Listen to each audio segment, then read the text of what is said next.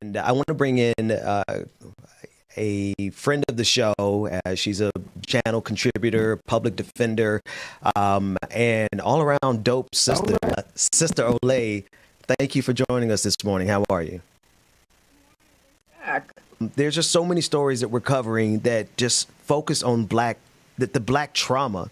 There's just so much trauma. We're looking at now Darnela Frazier, who captured the video of George Floyd being murdered by police officers.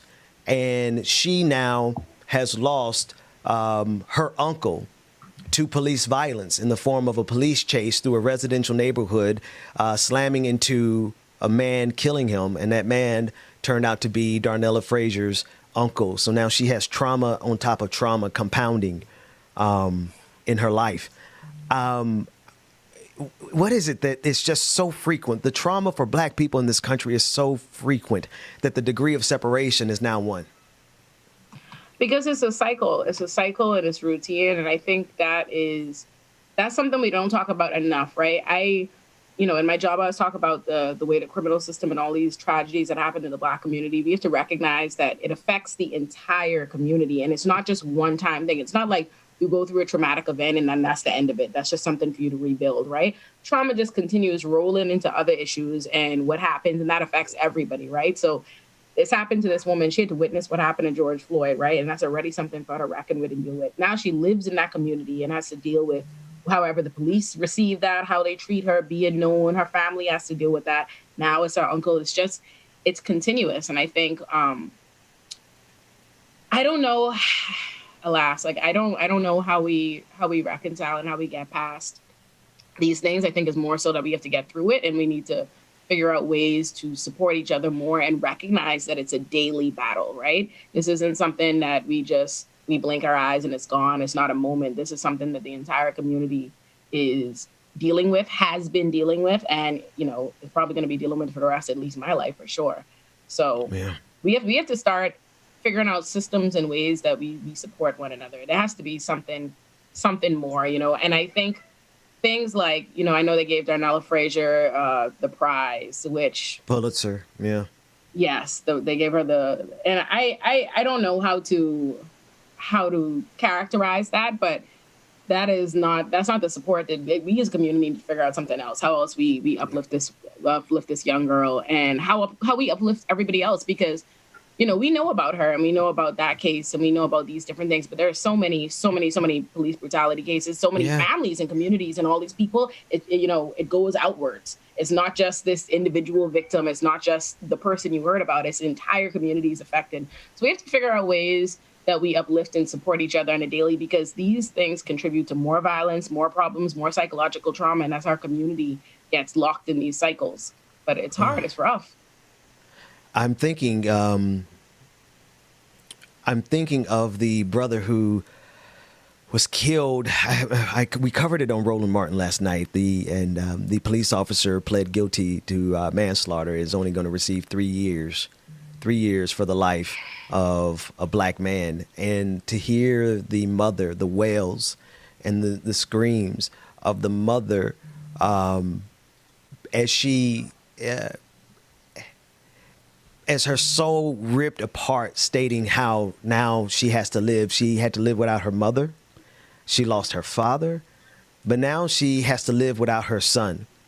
And in this case, the police officer shot the man in the back as he ran away. And I don't have it. My producers will get me the name and the state. We'll get all the precise information for those who want to know the exact story. But the story repeats itself around the country too many damn times. Right, it could be so many. That could be so many stories. That could be so many stories. It's just America's legal system just does not care about what the truth is and what justice is and what is fair. And that's just the honest truth. I wish I could say something else, but that is the truth, right? Because legally speaking, running away from the police, the Supreme Court has decided this, running away from the police is not even indicia of guilt. Right? Legally, in terms of, how the court is supposed to analyze that, that's not even grounds for you to justify, proceeding after somebody or, evidence of their guilt. But somehow every day in this country, police are able to shoot Black people in the back shoot us, kill us. There's never been a more clear someone is not a threat to you. They are running away from you. Like, legally, you should even have the time, the things that they're chasing these Black people for what? For what? Just last night, I put up a case on, I do that daily thread. And they shot the man. They were like, oh, he's not complying. He was running away, about them trying to pull him over for expired tags. What? Why is that? Why does that matter? The things that they murder people for, and to me, that just exemplifies that these are just flexes of power. That's all it is. It's just the ability to show that you can dominate a people and you can exercise this control over them, and no one can stop you, because there's no other reason. Why are you chasing somebody down about things that aren't even crimes, traffic infractions, misdemeanors, things that you wouldn't be able to prosecute? You couldn't put them in jail for that. You know what I mean? You couldn't even beat that case. Like, it makes no sense. But yet you are murdering someone for it. That makes no sense. And in no other context would we allow it. But we allow it with police, and we allow the system to go on where they can continue doing it constantly. And it's ridiculous. It is absolutely ridiculous. And it blows my mind about this country every day. This is the story. And I'm reading from NBCnews.com. The grieving mother of a Black man killed by a white police officer during a 2018 shooting that was captured on video told him Friday he better watch his back in jail, prompting chaos in a Tennessee courtroom where the ex-officer pleaded guilty to voluntary manslaughter.